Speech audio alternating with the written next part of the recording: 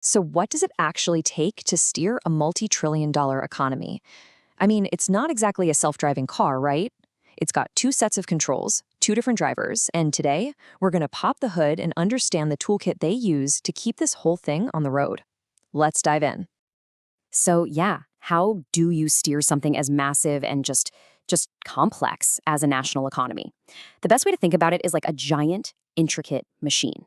It can speed up, it can slow down, it can even overheat, and it really needs skilled operators at the controls to make sure it doesn't stall out or just completely spin out of control. And before you can even think about steering, you've got to know what you're looking at, right? Every pilot needs a dashboard. And for economists and policymakers, that dashboard is all about getting the big picture. And that big picture view, well, that's what we call macroeconomics. We're not talking about one company's stock price or the cost of a gallon of milk. We're talking about the total output, the big booms and the tough recessions, basically the overall health of the entire system. And on that economic dashboard, two of the most important gauges you're going to find are GDP and inflation. Think of GDP as the speedometer. It's telling you exactly how fast the economy is growing. And inflation, that's kind of like the engine's temperature gauge. If that thing gets too high, the purchasing power of your money, well, it starts to melt away. Okay, so if the machine is running a little too hot or maybe a little too slow, who's actually in charge of making the adjustments? Well, there are too many operators, and each one has their own really powerful lever to pull. First up, you've got the government, and their tool is called fiscal policy. They control two big things, government spending and taxes. So if they want to speed things up, they can cut taxes, which leaves more money in your pocket. Or they can spend a ton on big projects. Then on the other side, you've got the central bank. Their tool is monetary policy. They control the money supply itself, and that directly influences how cheap or how expensive it is for anybody to borrow money. So how do these levers actually connect to the engine? To really see that, we need to look at a simplified map, a blueprint, if you will, of the economy's inner workings. Now, economists call it the ISLM model. The name is a little technical, I know, but the whole idea is just to show how the market for stuff, goods and services, and the market for money are constantly interacting with each other. It really all boils down to two key areas. First, you've got the market for all the things we make and buy. And second, there's the money market, which is basically how much cash is floating around out there and how much people want to get their hands on it. The model just helps us find that sweet spot, that equilibrium, where both of these markets are in balance. And that balance point is what determines the overall speed of the economy and the baseline cost of borrowing. Okay, this slide really gets to the heart of it. The logic is actually pretty intuitive. I mean, think about it. When interest rates are low, it's way cheaper for a company to get a loan to build a new factory or for you to get a mortgage on a new house, right? More spending happens. That's the IS curve. But on the flip side, as the economy heats up and everybody's buying more stuff, the demand for cold hard cash goes up, which naturally pushes interest rates higher. And that's the LM curve. The whole system is just this delicate balancing act, this dance between these two powerful forces. All right, so we've seen the dashboard, we've looked at the map of the engine room, now it's time for the fun part. Let's see what happens when our policymakers actually pull those levers. We're going to run a couple of simulations.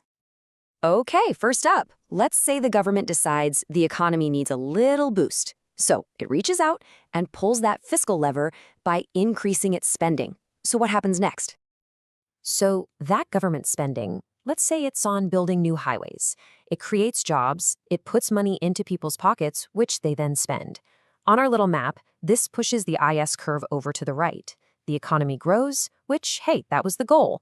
But, and there's always a but, with all this new activity, more people and companies need cash for all these transactions. This higher demand for money pushes interest rates up for everyone.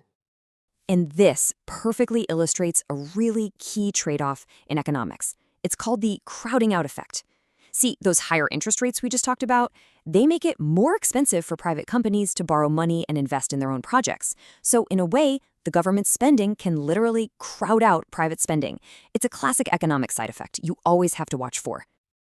Okay, simulation number 2. This time, let's have the central bank step up to the plate.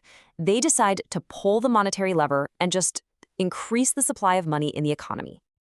So, by increasing the money supply, the central bank is essentially making cash more plentiful. On our map, that shifts the LM curve to the right. And whenever something becomes more plentiful, what happens?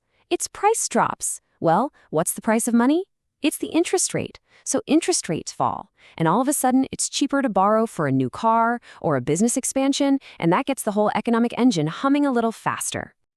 It all seems pretty straightforward, doesn't it? You just pull a lever, you get a result. But what happens when the machinery just doesn't respond? I mean, what if one of those levers gets jammed? This brings us to a really fascinating and frankly a very tricky situation known as a liquidity trap. This is what happens when interest rates are already incredibly low. We're talking basically at zero. So the central bank can't cut them any further. You can pump more and more money into the system, but it doesn't really do much because everyone just kind of holds on to the cash instead of spending or investing it. The monetary policy lever is effectively useless. And this isn't just a theory. We've actually seen this play out in places like Japan, the US, and Europe in recent memory. So far, we've kind of been treating our economic machine like it's sitting all alone in its own garage. But in the real world, it's out on a global highway, surrounded by other cars. And that interconnectedness adds one final, major puzzle for policymakers to solve. I mean, today, money zips around the globe in milliseconds, always looking for the best return on investment. So if one country raises its interest rates, foreign money floods in to take advantage, which makes its currency stronger. If it lowers them, money flows out. This constant global flow of capital creates a fundamental puzzle for any single country that's just trying to manage its own economy. And this puzzle has a name. It's known as the impossible trinity, and it is a core dilemma in international economics. The idea is simple. You can have three really desirable things, but you're only allowed to pick two. So here are the three corners of that triangle. 1, letting money flow freely across your borders. 2, being able to set your own interest rates to manage your own economy. And 3, keeping your currency's value stable and predictable.